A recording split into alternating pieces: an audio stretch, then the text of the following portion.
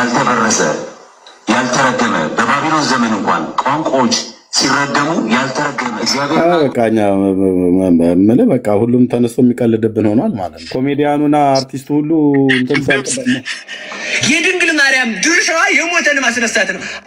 ሰው ስላሴን ክዶ መንግስተ ሰማያት መግባት አይችልም።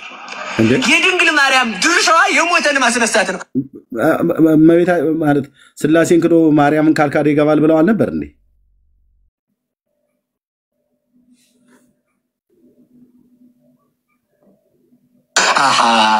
ድንግል ማርያም ስትሆን የሞተን አታስነሳም ልትል ነው መናፍቅ አይደል? ጳውሎስ አላስነሳም፣ ጴጥሮስ አላስነሳም፣ አስነስቷል። ጴጥሮስና ጳውሎስ ከሚያስነሱት በላይ ለነሱ ሃይማኖትን የወለደች ድንግል ማርያም ሙት ብታስነሳ ይደንቃል። በሉ በሙት ንገሩኝ እንጂ የት አለ? እንደዝም ብሎ ማቅጣጣ አይደለም።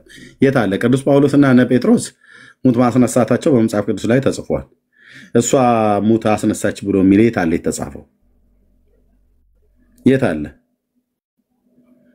መናፍቃን ግማሽ ፓርታቸው ነው የሚታየው ምናምን ነገር ብሏል። እንደዚህ እዚህ ጋር ታይተዋል። ምንፍቅና እየመነፈቁ የት አለ? የቱ ጋር ነው የተጻፈው? አባዲሽ ነው ማን ያላችኋቸው? እኔ ስማቸውን በትክክል ስላላስኩ ነው። ወይስ አባ እንኳን አይደሉም፣ ጠምጥመዋል። አይ ቲንክ ነው ቢጫ ስለለበሱ ነው አባ ያላችኋቸው።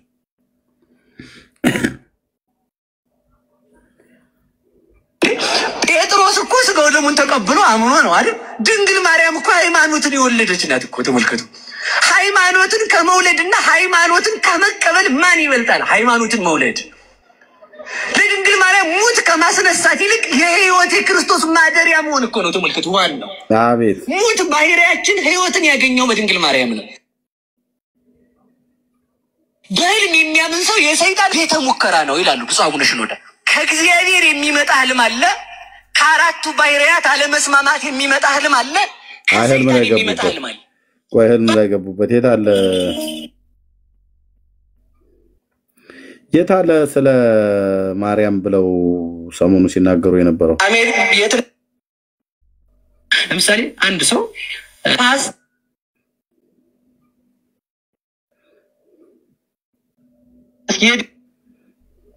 እኔ ሻሹ እየከበዳቸው ይመስለኛል ብዙ ነገር። ኦኬ እስቲ ለፈልገው አረባክ ደሞ ያዛፍ ላይ ወጣል። እስኪ ለፈልገው ወገኖች እስከዛ ተናገሩ። ዳኒ ያለህ ልከላሉ እርሚ ልከላሉ። ኦኬ ቴንክ ዩ። እግዚአብሔርን ክዳ እንኳን ብትሞት ድንግል ማርያምን ከተጠጋች ትነሳለች። አሁን እንግዲህ ሊያማቸው ይችላል ለፈንትና ሰፈር ሰዎች ምንም ማድረግ አልችልም። እውነቴን ድንግል ማርያም የተጠጋችን ኃጢአተኛ ነፍስ እንኳን ብትሆን ሰይጣን ሊወስዳት አይችልም። ቆይ እኚህ ሰውና ብፁዕ አቡነ ገብርኤል የተናገሩት ከሁለታቸው ማን ነው ምንፍቅናን የተናገረ?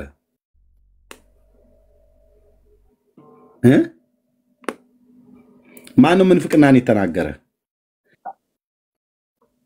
ዳጊ ኔትወርክ ቀይ ነው። ዳጊ የጋራንቱን ነው። እሺ 6 ሰዓት እና 1 ሰዓት ላይ ያሉትና ያጋንንቱና እርሜ ተላክለሱ ብፁዕ አቡነ ገብርኤል ማርያም ቤዛዊተ ኩሉ ዓለም ብለው በማለታቸው ከሊቅ እስከ ደቂቅ ከባልቴቱ እስከ ሊቃውንቱ የተባሉት ወጥተው ሰደቧቸው እና እሳቸው የተናገሩት ምንፍቅና ነው ተብለው ነው ወጥተው የተሰደቡት። እኚህ ሰው ግን የተናገሩት ምንፍቅና ነው ወይ ከብፁዕ አቡነ ገብርኤል ንግግር ስለሚያንስ ስለሚበልጥ ነው ወይስ የእግዚአብሔር ጉዳይ ሲሆን ለኦርቶዶክስ ምንም አይደለም? የማርያም ጉዳይ ሲሆን ግን እያያችሁ ነው። ብፁዕ አቡነ ገብርኤል ማርያም ቤዛዊተ ኩሉ ዓለም አትባልም ብለው ስላሉ እንዳለ ከጳጳሳቱ እስከ ባልቴቱ ድረስ ሰደባቸው። የተነካቸው ማርያም ስለሆነች ማለት ነው። እዚህ ስላሴ ተክዶ መንግስተ ሰማያት ተገባለ ብሎ የሚል ክዳ እንኳን ብትሞት ድንግል ማርያምን ከተጠጋች ትነሳለች። አሁን እንግዲህ ሊያማቸው ይችላል ለፈንትና ሰፈር ሰዎች። አሁን ተጠርተው ተጠየቁ። እኚህ ሰው እንደ ብፁዕ አቡነ ገብርኤል ተሰደቡ። የግድ ይሰደቡ እያልን አይደለም፣ ግን ተሰደቡ። አሁን በቲክቶክ ላይ ያሉት ኦርቶዶክሳውያን በዚህ ጉዳይ ላይ ምን አሉ ሰምታችኋል? እኔ ስላልሰማሁ ነው። ሰምታችኋል? በዚህ ጉዳይ ላይ ሲያወሩ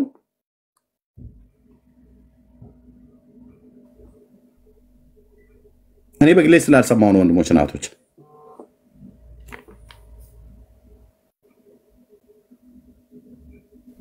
ዝም ነው አይደል ያሉት?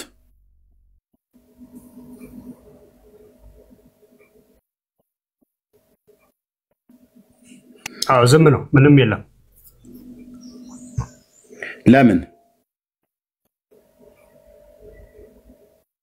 ውስጡን ለቄስ የሚል ተረት ሳይኖር አይቀርም። አይ የእውነት ግን ለምን አልታዘባችሁም?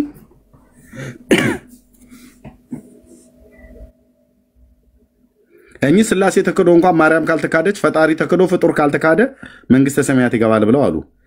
እኛኛው ግን ብፁዕ አቡነ ገብርኤል ግን ማርያም ቤዛዊተ ኩሉ ዓለም አትባልም ብለው ስላሉ ግን አገር ምድሩ ተነስቶ ወረፋቸው፣ ሰደባቸው።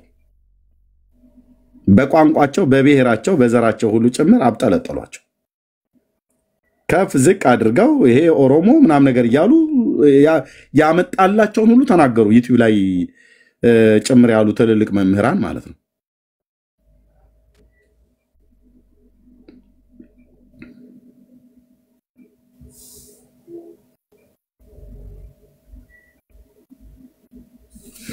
አየ ቤቱ የእግዚአብሔር ክብር ስትነካ ምንም ደንታቸውም አይደለም። መጽሐፍ ቅዱስ ቢቀደድ ይህን ያህል አይጮሁም። አይተናቸዋል፣ ቼክ አድርገናል። ራሳቸውም ጴንጤው መጽሐፍ ቅዱስ ሲቀደድበት ለምን ሙስሊምን አልተናገረም አሉ። ለምን እነሱ አልተናገሩም? እኛ ተናግረናል፣ እነሱ ለምን አልተናገሩም? መጽሐፍ ቅዱስ አይመለከታቸውም። ስዕል ሲቀደድ ያብዳሉ። መጽሐፍ ቅዱስ ሲቀደድ ደንታቸው አይደለም። ማርያም ተሰደበች ብለው ሳትሰደብ ቤዛ አትባልም ተብሎ ስለተባለ አበዱ። እግዚአብሔር ግን እንደዚህ ተክዶ ፈጣሪ ተክዶ ፍጡርን አምኖ ሰው መንግስተ ሰማያት ይገባል ተብሎ ሲባሉ ዝም አሉ። ይሄ ነው እንግዲህ ወንድሞች፣ ሚዛናቸው ይሄ ነው፣ አስተምሮታቸው ይሄ ነው። ዝም ብላችሁ ገዝታ አትላኩልኝ። ማን ፋሲካ ደግመ ከላክ ያው በብሎክ አሰናብታለሁ።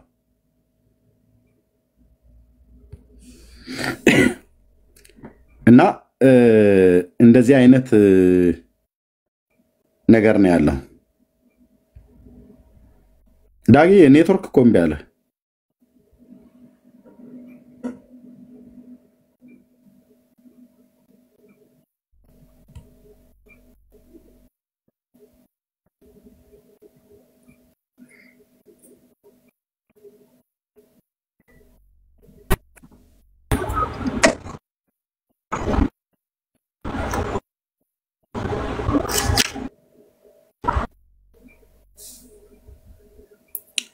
ሚዛናቸው ይሄ ነው ማለት ነው። ምንም ማድረግ አልችልም። እውነቴን ነው። ድንግል ማርያም የተጠጋችን ኃጢአተኛ ነፍስ እንኳን ብትሆን ሰይጣን ሊወስዳት አይችልም። በፍጹም አምኜ የምነግራችሁ ከድንግል ማርያም የተለየች ነፍስ አትድንም። እግዚአብሔርን ክዳ እንኳን ብትሞት ድንግል ማርያምን ከተጠጋች ትነሳለች። አሁን እንግዲህ ሊያማቸው ይችላል። እንትና ሰፈር ሰዎች ያውቃሉ እኮ ምን እንደሚያመን እኮ ያውቃሉ። ታውቃላችሁ ምን እንደሚያመን ምን ነገር ሲነካ እንደማይሆንልን ያውቃሉ። የእግዚአብሔር ነገር ሲነካ እንደሚያመን ያውቃሉ።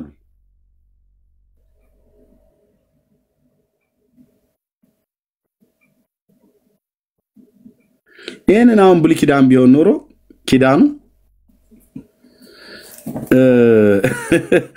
እግዚአብሔርን ሰድቧልና የሙሴ ሕግ ዘዳግም ተጠቅሶ ይሄ ሻሽ ከጭንቅላቱ ላይ ይወልቃል፣ የድንጋይ አረር ነበር ላው ላይ የሚወርድበት ማለት ነው። እንደ ጥቁር እባብ ጭንቅላቱን ፈጥፍጠው ነበር የሚገሉት ብሉይ ኪዳን ላይ ቢሆን ኖሮ። ምክንያቱም እግዚአብሔርን የሰደበው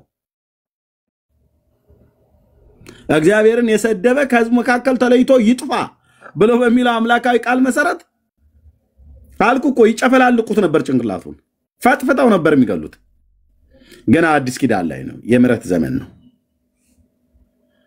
የምሕረት ዘመን ነው። እንደፈለገ ሰው ያናፋል፣ ግን በፍርድ ቀን ግን መልስ ይሰጡበታል። ስለዚህ አሁን ፍጥረቱ ምን እያሉ ነው የሚያስተምሩት? ዋናዋ ማርያም ነች፣ ማርያምን አትካድ ነው። ስላሴ ነው ብለህ የምትለው ዋና አይደለም።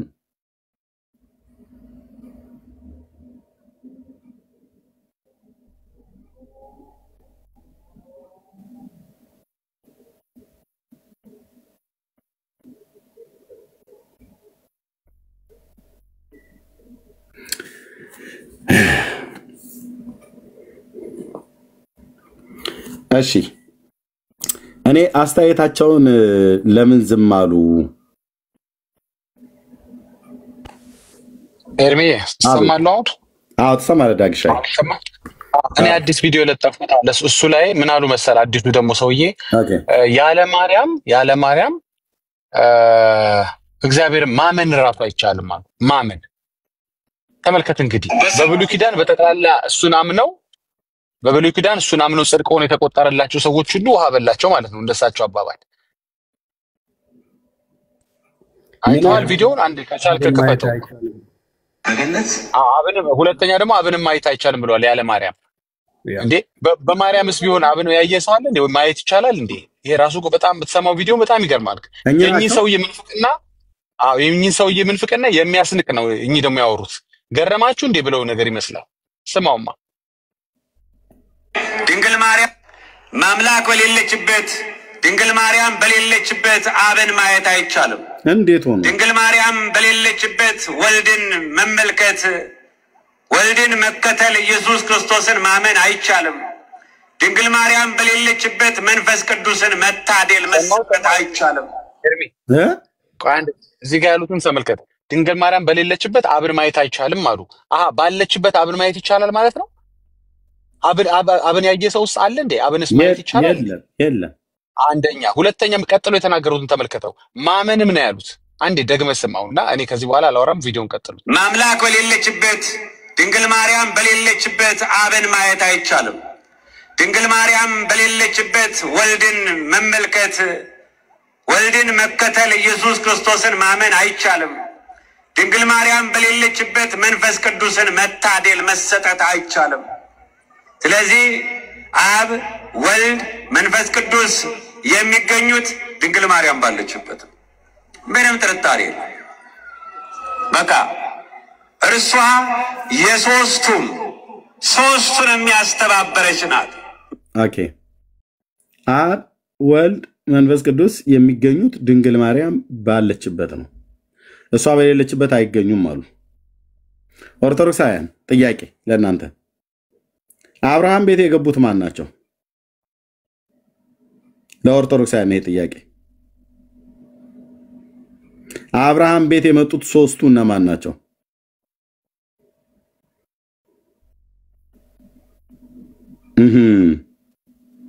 አብርሃም ቤት ስላሴን ያስተባበረችው እሷ ናት ያሉትንም አትርሳው ኤርሚዬ አዎ ቆይ ማስተባበሩም ላይ እሷ አንድነቱንም እሷ ብቻ እንግዲህ በየፈርጅ ያስቀመጠችው አብርሃም ቤት ማን ናቸው ገቡ ብላችሁ መጽሐፉ አይልም በርግጥ ማን ነው ገቡ ብላችሁ ስትሉ የነበረችው ኦርቶዶክሳውያን ስላሴ ገቡ አብርሃም ቤት ትሉ ይል እንዴ ታዲያ አብርሃም ቤት አብ ወልድ መንፈስ ቅዱስ ስላሴ ከገቡ ማርያም በዛ ነበረች እንዴ ምክንያቱም ድንግል ማርያም በሌለችበት አብ ወልድ መንፈስ ቅዱስ አይገኙም ብላችኋል ነበረችው አብርሃም ቤት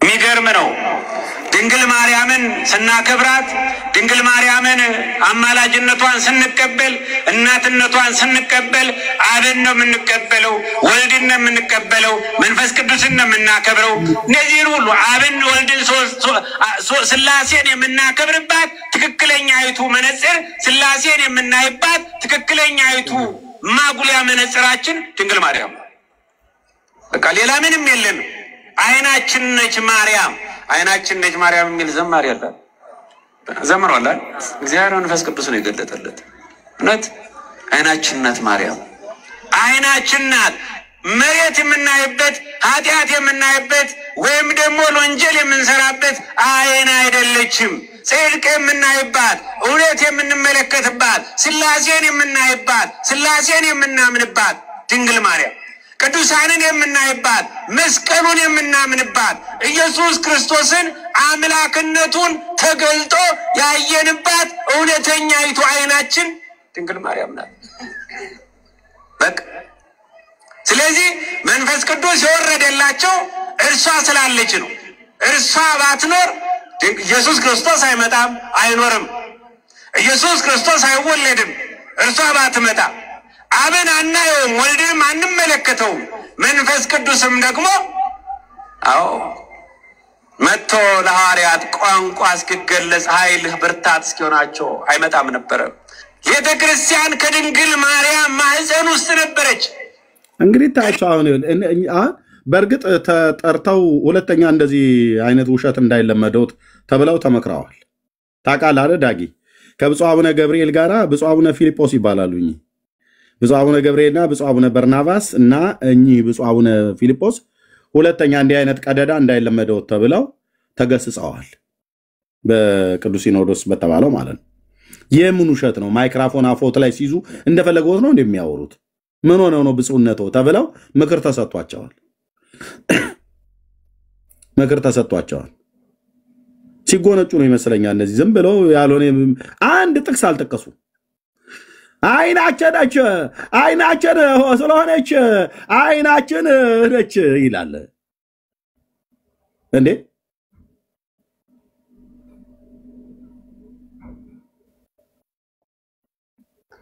ምን ማለት ነው? የሥላሴ ያስገኝ እሷ ሆና አረፈችው አይደል?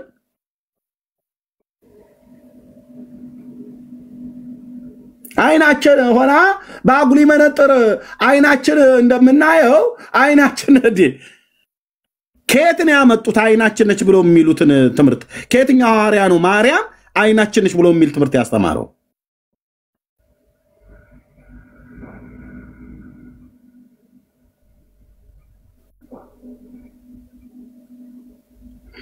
በጌታ በኢየሱስ ክርስቶስ በስብከታቸው ተገስጸዋል። ባይዘው ይቅርታ ጠይቀዋል ገብተው ሁለተኛ እንዳይለመደውት ብለው ማለት እዛ ብዙ ጥሩ አባቶች አሉ። እንዲህ አይነትን አሁንሳቸው ዝም ብለው ያወሩትን አርቲ ቡርቲ የሆነ ወሬ የማይቀበሉ ብዙ አባቶች አሉ። ተጠርተው ተመክረዋል፣ ተገስጸዋል። ሁለተኛ እንዳይለመደውት አባታችን እንዴ ያስበሉናል ተብለው ማለት ነው። ይሄን ታዋቸው ይሄን ዘለለው ዳጊ ይሄን ድንግል ማርያም ማህፀን ውስጥ እዚያ ያወሩበት የነበረው ቋንቋ ግዕዝ በገነት እግዚአብሔርና አዳም ያወሩበት የነበረው ቋንቋ ግዕዝ ነው። ማንኛ አለ ደግሞ ይሄኛው ስንጽፈው ማንኛ አለ ደግሞ ይሄኛው ከየት ነው ያመጣህብን ዳጊ? እዚህ ጋር እኮ የሚያስቀው መሰለህ ኤርሚ እግዚአብሔርና አዳም ያወሩት በግዕዝ ነው አለ። ሰይጣንስ በምን ነበር ሔዋንን ያወራት? እፉ አደርከ እያላት ነው ማለት እፉ አደርኪ አደርከ ነው። ሰይጣንም ግዕዝ ይችላል ማለት እኮ ነው። አዎ ማንኛ አለ ደግሞ ይሄኛው? ይሄ አርቲስት ነው እንትና ምን ሲሆን እዚህ ውስጥ እንደገባ አላውቅም። እየተወነ መሰለኝ እዚህ ላይ ራሱ አይ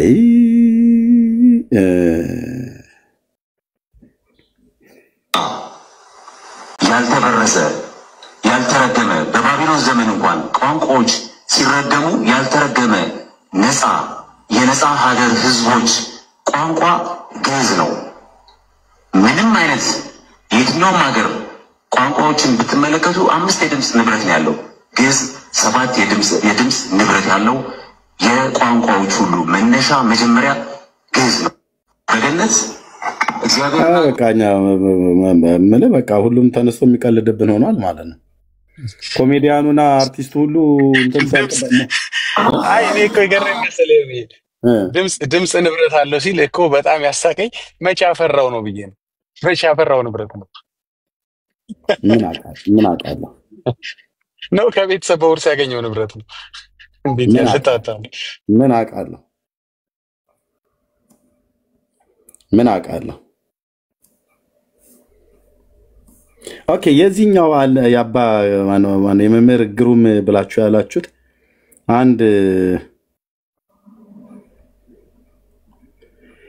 የቅርቡ ቪዲዮ ላይ አንድ እግዚአብሔር እንድንለይ ይፈልጋሉ። ከአንድ ያሬዳዊ ዜማ ወጥተን ዘፋኝ እንድንሆን ይፈልጋሉ። ከክርስቶስ ስጋና ደም ወጥተን በእህል ብቻ እንድንኖር ይፈልጋሉ። ከቤተ ክርስቲያን ወጥተን እነሱ ጋር አዳራሽ እንድንቀላቀል ይፈልጋሉ። ስለዚህ የፈለገ ነገር ይሁን መንገዳችንን አንለቅም። እስኪ በሉላችሁ መንገዳችንን በሉ በሞቴ ንገሩኝ። ምን አንልም? በአዲስ ዘመን ከጉንዳን ተምረን መንገዳችንን አንለቅም ነው እያልኳችሁ ያለሁት። እስኪ ጥያቄ ልጠይቃችሁ። ለምንድን ነው የኛ መንገድ መስመር ያጣው? ለምን ነው መስመር ያጣው? መንገዳችን መስመር አላጣም። ትዳሩ መስመር አላጣም። ክህነቱ መስመር አላጣም። መስመር አጥቷል። ተመልከቱ። 1 ግራም ተወላለይ ጉንዳን በእነሱ እግር ተረግጦ መንገድ ባራ። አይ ኤርሚ ግን አስተውላል። አንድ ጥቅስ የለም። አንድ ጥቅስ ሰው ምን ይፈልጋል መሰለህ? በዚህ ሰዓት ላይ በዚህ ሰዓት ላይ ሐዋርያ ከሌ እንዳለው ማርቆስ ላይ እንደተጻፈው ዮሐንስ ላይ አንደኛ ዮሐንስ ላይ ምናምን እንድትለው ነው ይፈልገው። ሰው የሆነ ጠጠር ያለ ነገር መብላት ይፈልጋል። ተረት ነው ያጠግቡት። በቃ ጠዋት ይነሳሉ፣ አንዱ ቆንጆ ተረት ይዞ ይመጣል፣ አጠገበውት ይወርዳሉ። እንዴት የሁሉ ሰዓት እየተናገሩ አንድ ጥቅስ እንኳን አለ ያደረጉ። በቃ ተረት ነው። በቃ ተረት ፉከራ፣ ተረት ፉከራ። ራሱን መስዋዕት አድርጎ ቤተክርስቲያን የክርስቶስን ቤዛነት፣ አዳኝነት፣ ሊቀ ካህን መሆኑ ራሱን መስዋዕት አድርጎ ሰዎች እንዲታረቁበት አድርጓል ብለን ታስተምራለች ቤተክርስቲያን፣ ወይም እናስተምራለን። አንዳንድ ሰዎች ግን ይህንን እምነትና ይህንን ትምህርት የእሷ አይደለም ብለው በውጭም በውስጥም ሲነሳሱ እናያለን። ይህን ነገር እንዴት ይመለከቱታል? ጥሩ ጥያቄ ነው። ያው ጥያቄውን አሁን ስንዘው እንግዲህ ከእንትን እንውጣ፣ ከጸብ ከነገር ሰንጣቂነት ወጥተን መሆን አለበት። ጥያቄ ሲነሳ ሁሉም የየራሱን ጠበቃ ሊያቆም ስለሚችል ማለት ነው። እኛ እያልን ያለ ነው አሁን ከውጭም ሆነው ከውስጥም ሆነው ቀን አመቻችተው የሚነሱ ሰዎች ምን አይተው ነው በምን እይታ ተነሱ የሚለው ጥያቄ ነው። ይህንን እኔ በዝንጀሮ አምሳል ወስጄ ጨርሰዋለሁ ማለት ነው። ዝንጀሮ መቼም የከተማ ሰው ላያውቀው ይችላል እና ዝንጀሮ ሴት ስትወልድ በአደባባይ ነው የምታሳድገው። ማለት ባሏም እያየ ጎረቤቶቿም እያዩ ታሳድገዋለች። ሴት ልጅ ስትወልድ ማለት ነው። ወንድ ዝንጀሮ ከወለደች ግን ይሄ እኛ የባል ሀገር ጉዳይ ነው። ተመልከት እንግዲህ ከዚህ ቪዲዮ በፊት ጉንዳን አሉ፣ አሁን ዝንጀሮ አሉ። ሌላኛው ቪዲዮ ላይ ደግሞ ጅብ መጥቶ ወሰደባት ልጅቷን አሉ። ተመልከት ብቻ ተረት ከርከሮ ቢሆን ተረት፣ ስብከት ቢሆን ተረት። ኦርቶዶክሳኖች ምንድን ነው የሚሰማችሁ ግን? እስኪ አንድ አባት እንኳን ዲፔንድ የሚያደርግላችሁ እምነቱን የሚያስረዳ የሆነ ቆምጠጥ ያለ ነገር አለ አይደል እንዴ? እሺ አሁን ሌላ ደግሞ ብትሄድ ደግሞ ተኩላ ይለዋል፣ ድኩላ ይለዋል። ጌታ ኢየሱስ ናሽናል ጂኦግራፊ እንደሆነ ያጠኑትስ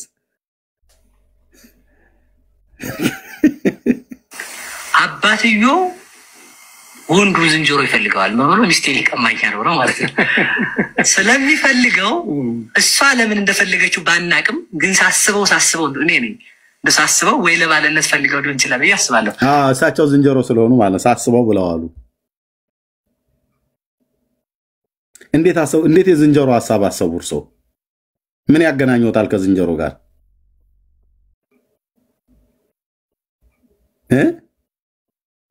እኔ ነኝ ያሰብኩት ብለው ካሉ የዝንጀሮን ሐሳብ እንዴት አሰቡት?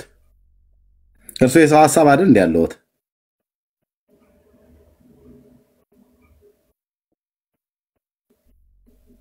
ለምን እንደዚህ እንድናስብ ያደርጉናል? እርሶ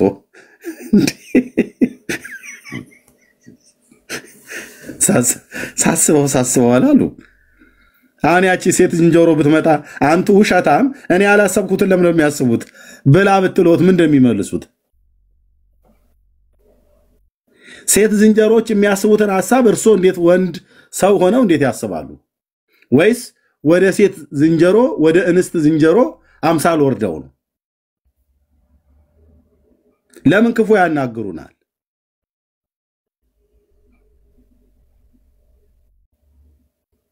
ኦኬ የተረት መጨረሻው ይሄ ነው። በዚያውም ላይ ደግሞ ልጇ ሊሆን ይችላል ነው አጭሩ። በዚህ ነው ያዘው እና ምን ይደረጋል? ዝንጀሮዋ ጥበበኛ ናት። ከጥበበኛነቱ የተነሳ ያንን ወንዱን ዝንጀሮ በሆዷ ይዛ ነው የምታሳድገው። ደብቃ ታሳድገዋለች። ትንሽ ከፍ ካለ መሮጥ ካለመደ በኋላ ትተዋዋለች። ከዛም በኋላ ወንዱ ግመር ወይም ግመሬ ይባላል በገጠር ቋንቋ፣ ትልቁ ዝንጀሮ ማለት ነው። የዝንጀሮቹ አላፊ ዛጋ ያለው ለአንዷ ቀጠና አላፊ ገዢ ይሆናል። ዝንጀሮ ማለቃ ስላለው ማለት ነው።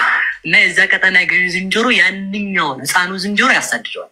እና ብዙ ጊዜ ካሜራ ላይ ምን ላይ ለከተማ ሰው በካሜራ ስለሚያውቅ ነው ዝንጀሮች ይበታተናሉ። በተለይ ህፃናቶቹ ዳና ወዲህ ሆነው እናያቸዋለን። ሊበሉ ብቻ አይደለም ወንዶች ዝንጀሮ ከትልቁ ከወንዱ ዝንጀሮ እየሸሹ ለምን እንዳይገላቸው።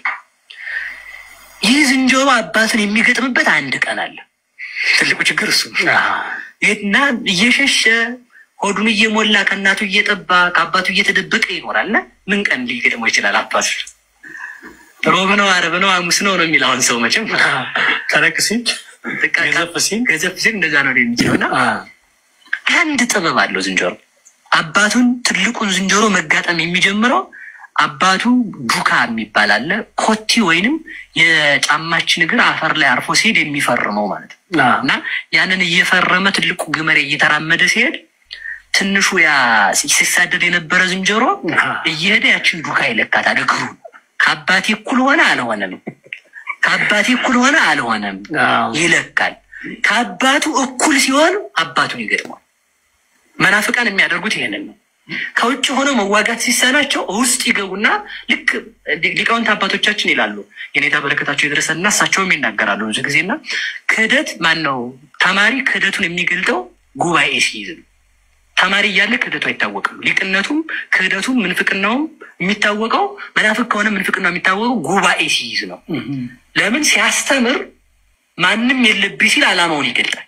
እኩል መገዳደር ሲችል ማለት ነው። እና በዚህ የተነሳ ምንድነው ለማለት የፈለኩት መናፍቃን ከውጭ ሆነው መዋጋት ሲሳናቸው ከውስጥ ሆነው እኛ ጋር ይገባሉ። ልክ ሊቃውንቱ እንደሚተረጉሙት እንደነ ዲያድርስ መዝገብ ቤት የተቀመጠውን እየተማሩ ከጉባኤ ቤት እየተማሩ የክህደቱን በጎን ከዕቃ ቤት እያጠና ያስቀምጥ ነበር ይላል ዲያድርስ። እያጠና ምንድነው ያደረገው? ጉባኤ መትከል ወደ ጵጵስናው ሲመጣ ክህደቱን በአደባባይ መስበክ ጀመረ ማለት ነው እንደነ ሊሆን።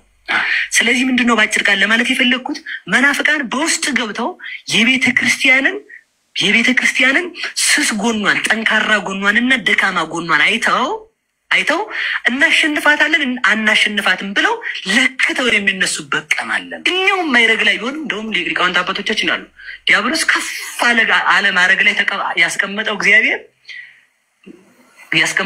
ከዚያ በኋላ ከከፍታም ቢሆን አንተም እንደ ዲያብሎስ ከካድከኝ አወርድሃለሁ ነው። ስለዚህ ከፍ አለ ማይረግ ላይ ያለ ሰው እንኳን ቢሆን ከፍታው ላይ ሆኖ ከካደ ይወጣል ከማይበሩ ነው። ስለዚህ ይህንን ተረድተን ሁላችንም ከቤተክርስቲያናችን ጎን መቆም አለብን። እሺ እንግዲህ ለዚህ ተረታቸው ምንድነው የምንመልስላቸው? አንድ የሳቸው አይነት ሌላ ተረታም እናት አሉ። እሳቸው የመለሱትን መልስን እንመልስላቸው። እሱን እናሰማለን። አሁን ለሳቸው ወሬ ለዚህ ወሬ ምንድነው ብለን የምንመልሰው? እንደዚህ ብለው እስኪ መልሱላቸው። እኚህማ ሆይ አንቱ እስኪኑ ይምጡ። የታሉ? የቱ ጋር ነበሩ?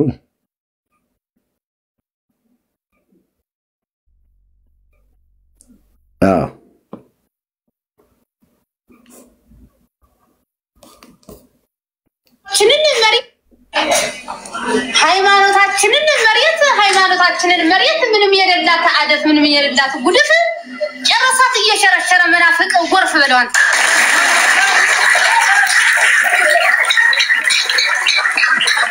ሃይማኖታችንን መሬት ምንም የሌላት አደፍ ምንም የሌላት ጉድፍ ጨረሳት እየሸረሸረ ወሰዳት እየሸረሸረ መናፍቅ ጎርፍ ብለዋል። ኦኬ መመርገሩም እንግዲህ መበለቲቱ እማሆይ እንዲህ ብላለች። ማን ነው እንዲህ ብለዋል? እንዲህ አሉ እንደዚህ ብለዋል። ሃይማኖታችንን መሬት ምንም የሌላት አደፍ ምንም የሌላት ጉድፍ እየሸረሸረ ወሰዳት መናፍቅ ጎርፍ። ይሄ ማለት ምን ማለት? ተሸርሽረናል፣ አልቀናል። እኛ በደንብ እኮ ነው የሚገባ ብራዘርዬ። ውሃውን ጠጥተን ያደግነው አልቀናል። መናፍቅ ጨረሰን እየሸረሸረ ወሰደን እያሉ ገና እናንተም ትመጣላችሁ ማለት ነው። በምን ተሸረሸራችሁ? ምንም የሌላት አደፍ ምንም የሌላት ጉድፍ ነው ያሉት። ሃይማኖታችን መሬት ምንም የሌላት አደፍ ምንም የሌላት ጉድፍ እየሸረሸረ ወሰዳት መናፍቅ ጎርፍ።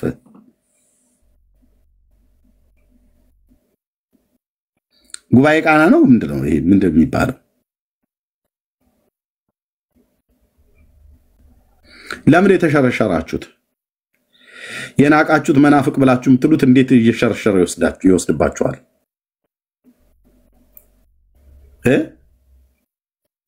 እናንተ ስለ ዝንጀሮ ስታስተምሩ ስለ ጉንዳን ስታስተምሩ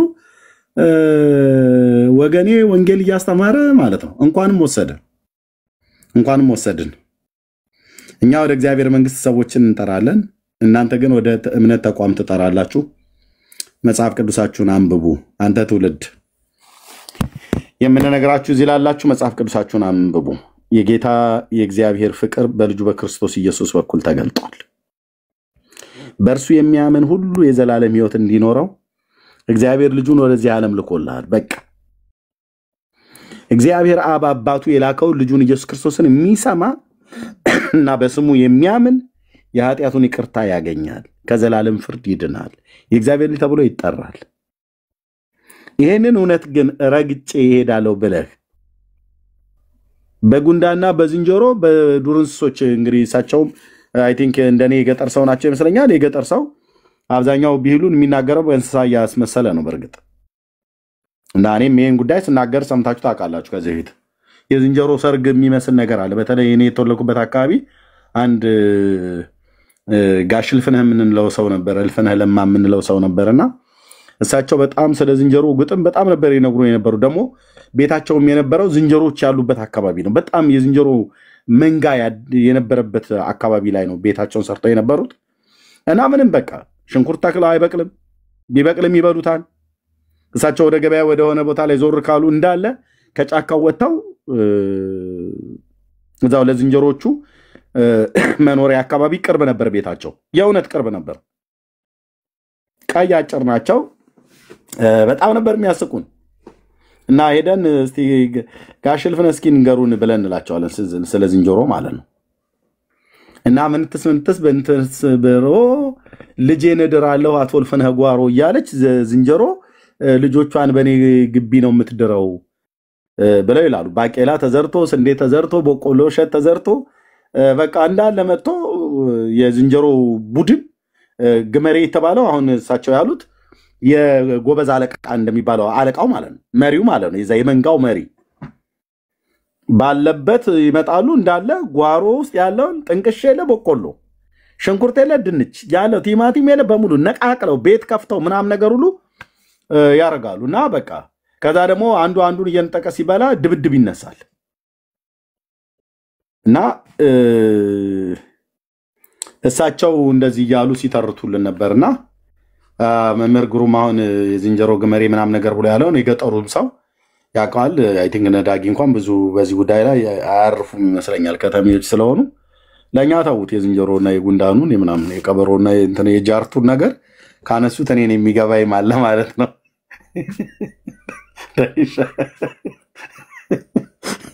ለኛ እሱ ለኛ ታውት እና ግን ያሞኔ አሁን ምንድነው አሁን እንደዚህ ጠምጥመው ቁጭ ብለው እሺ እንደ ምሳሌ ሊጠቀሙ ይችላሉ። መጽሐፍ ቅዱስን ጠቅሰው ከዘላለም ድነት አኳያ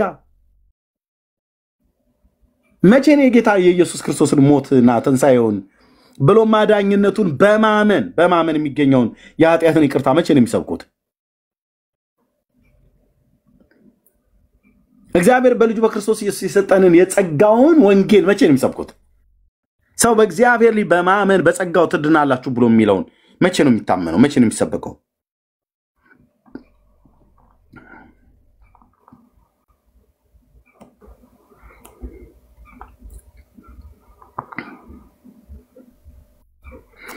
እና ወደሚቀጥለው እንሄዳለን። እሺ ማን ጠብቀህ ነበረ? ሰላም አመሰግናለሁ። የት ቤተ እምነት ነው? ቤተ እምነት የለኝም አባቴ። ነታችሁ ረድ ቴንክ እሺ ጸጋ ይብዛልህ። ቤተ እምነት የለህም ግን ልጠይቅልህ እጅ እስኪዝል ድረስ ትጽፍ ነበረ። ቤተ እምነት ይኑርህ እንጂ መጀመሪያ። ኦኬ ጸጋ ይብዛላችሁ ወገኖች። ወደሚቀጥለው ወደ ሌላ የምናነሳው ነገር ካለ ማንሳት እንችላለን። እንደዚህ አይነት ቪዲዮዎች አንድ ማዕት ነው ያሉት። ግን እኔ ትዝብቴ ምንድነው በተለይ ብፁዕ አቡነ ገብርኤል ንግግር ላይ ያን ያህል ተጮሆባቸው ማርያምን ሰደብክ ተብለው ማለት ነው። ግን እግዚአብሔርን ክደህ መንግስተ ሰማያት ትገባለህ ብሎ የሚል አስተምሮት እኚህኛው መምህር ግሩም ሲናገሩ ግን መምህር ግሩም ነው ያላችኋቸው። አይ ቲንክ ስማቸውን ካልተሳሳትኩ ማንም ምንም ነገር አላለም ወይስ እኔ ያልሰማውም አይ ዶንት ኖ። እና ስለዚህ እንደሚያሳየው በኢትዮጵያ ኦርቶዶክስ ታሪክሲያን እግዚአብሔርን የፈለከውን ያህል ብትሳደብ ማንም ይነካ የለም። ማርያም ላይ ግን የሆነ ነገር ከተናገርክ ግን ከላይ እስከታች ይነሱብሃል። ይሄ የሚያሳየው ምንድነው? ቤቱ በቤት ውስጥ አለቃው ወይ ደግሞ ራስ ማርያም እንጂ ክርስቶስ አይደለም ማለት ነው። ሰምታችኋል? የሰማችሁ ሰዎች አላችሁ? እንዴት እንደዚህ አይነት ትምህርት ይሰጣል ተብሎ እንደው በደንብ አጮሁት ሰምታችሁ ታውቃላችሁ? እዚህ ሶሻል ሚዲያ ላይ በዚህ ጉዳይ አብዛኛው እኔ ጋር ሌሊት ሆኖ በምተኛበት ሰዓት ላይ ነው ኢትዮጵያ ያሉ ላይቭ የሚገቡት። የሰማ ሰው የለም አይደል? አዎ የለም። የብፁዕ አቡነ ገብርኤልን ያህል ጮኋል ይሄ ነገር አልጮኸም። ለምን? የተነካው እግዚአብሔር ነው። የእግዚአብሔር ጉዳይ ምንም ችግር የለውም። እንደፈለክ ብለህ ብትል ምንም ችግር የለም በኦርቶዶክስ። የማርያም ጉዳይ ግን ከሆነ ከሊቅ እስከ ደቂቅ ነው የሚነሱበት። ታዘቡ። ከዚህ በፊትም ያለውን እዩ፣ ከዚህም በኋላ የሚነሳውን እዩ። እና ይሄ ነው የምንለው። ጸጋ ይብዛላችሁ። ቢኒ አለህ? የትኛው የላይኛው የታችኛው? ኦኬ አንተኛም ካለሽ ቤቱን ምራው። እሺ ቢኒያ። እሺ ኤርሚያው ተባረክ። እሺ ሰላም ኤርሚዬ፣ እንዲሁ ዳጊ፣ ቢኒ ሳውዝ አፍሪካ፣ ቢንያሚን ገብሩ፣ ሶሊ፣ ባሚ እንኳን ደህና መጣችሁ፣ እንኳን ደህና ቆያችሁኝ። የጌታ ጸጋና ሰላም ከሁላችሁ ጋር ይሁን። እታችም ያላችሁ እንደዚሁ ተባረኩ። ታፕታፕ ሼር የምታደርጉ በጠቅላላ እንዲሁም ደግሞ ለመስማት ጆሮአችሁን የሰጣችሁ ጊዜያችሁን የሰጣችሁ ጌታ ውስጥ ይባርካችሁ። እሺ እንቀጥላለን። እንግዲህ በታየው ቪዲዮ ላይ ወይ ሪፍሌክት ይሆናል መወያየትም ይሆናል። ኦርቶዶክሳውያን ከገባችሁ ከእናንተ ጋር መወያየት እንችላለን በሰከነ መንገድ፣ በጨዋ መንገድ። እንግዲህ እንደምታዩት ነው ታምራቱ እንደቀጠለ ነው እዛ ቤት ማለት ነውና በእርግጥ የሚቃወም ትውልድ እየተነሳ ነው። ይሄ የሚቃወመው ትውልድ ጥርስ አውጥቷል፣ መጠየቅ ጀምሯል፣ አባቶች ጋር አቤት ማለት ጀምሯል። ግን ደግሞ ተሰሚነት እስኪኖራቸው ድረስ በደንብ መውጣት አለባቸው፣ በደንብ መያያዝ አለባቸው። ደግሞ እግዚአብሔር እንደሚረዳቸው ተስፋ እናደርጋለን። ለጠያቂው ትውልድ ነው እያልኩ ያለሁት፣ ለጠያቂው ትውልድ እንጂ በዛ ልክ ደግሞ ደጋፊም ትውልድ አለ ባልተናነሰ እና